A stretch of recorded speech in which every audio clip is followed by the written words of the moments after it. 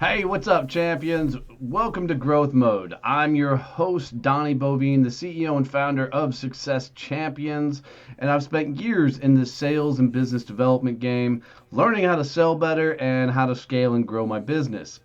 Hanging out with me is my buddy, as always, Kevin Snow, the sales and automation tactician. This guy is a flat out genius when it comes to doing all the sales, automation, everything you need for your company. On this show, man, we talk all about how to sell, business development, how to grow and scale your business so you can get to that level of business freedom you always wanted to get to. Kevin, on this episode, what the fuck are we talking about? Hey Donnie, hi everyone. So today we're going to talk about something that you and I experience on a regular basis. We always have people coming into our world trying to sell us stuff, get us to spend money with them, and a lot of them have a complete inability to shut up during the sales call and actually listen to what we're saying.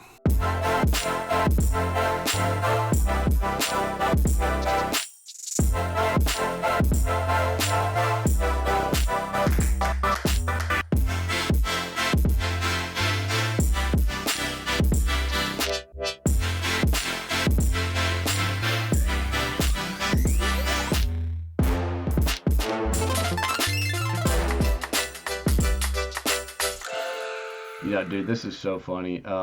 If anybody's ever tried to sell our company anything, Kevin will tell you. Um, Odds are I'm sending Kevin a DM making fun of the person selling to me, and mainly because they won't shut the hell up, and they are just droning on and on and on about absolute nonsense and things that are irrelevant for trying to get a deal done. And I think this is a phenomenon for a lot of people. We just had this last week. We know every job that one of the people that wanted to work with us ever had and why he left those positions. And I was like, this is not helping us put together a partnership at all. Yeah, it was so funny. I mean, and the person that introduced us to us, they were even like, "Holy hell, is this person gonna ever shut up?" And look, I get it.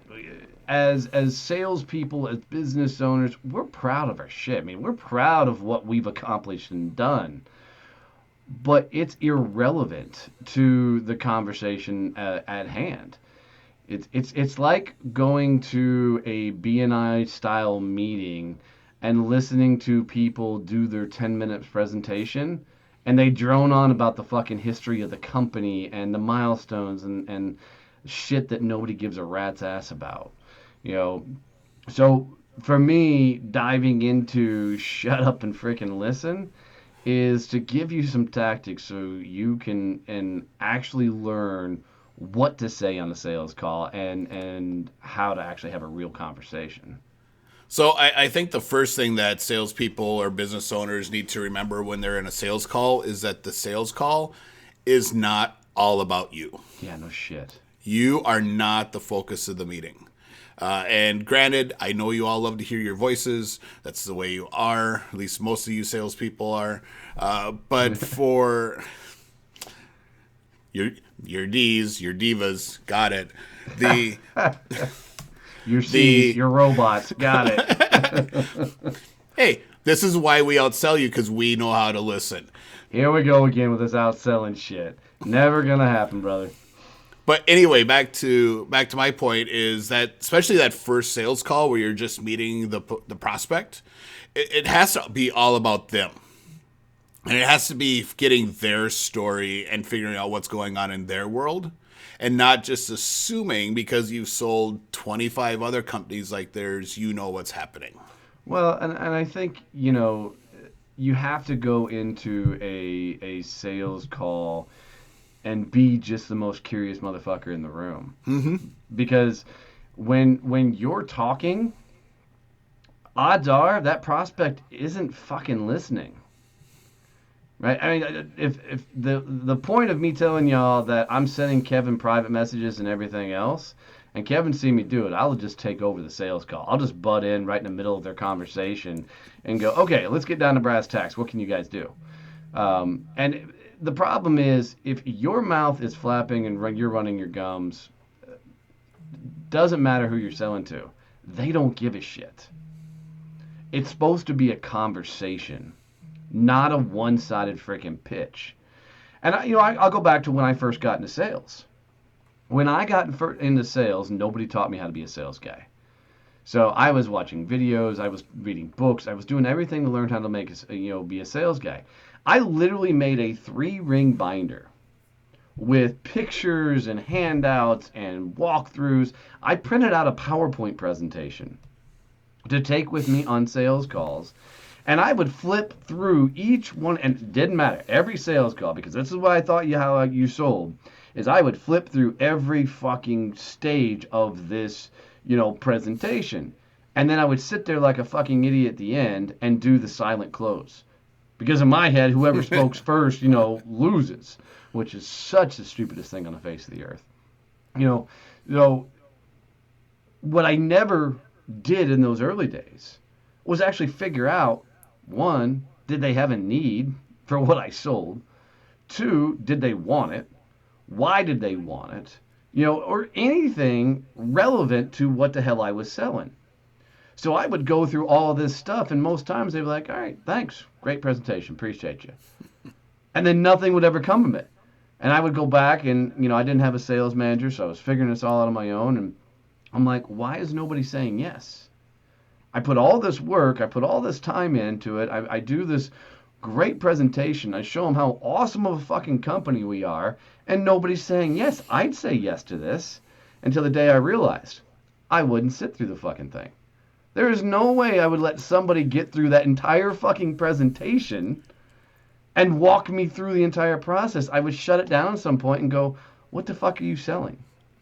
The best day in my sales career was the day I threw out my pitch book.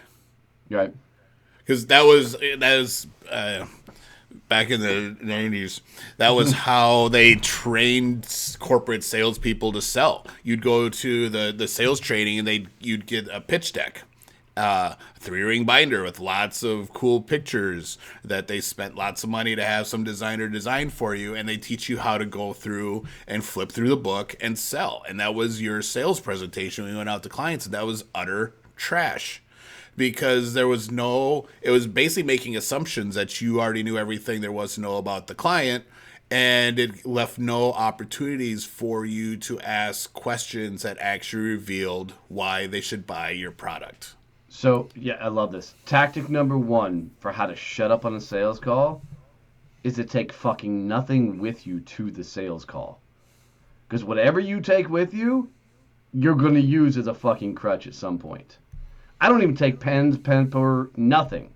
If I need to write something down and I'm face to face with somebody, I'm going to borrow a piece of paper and a pen from them.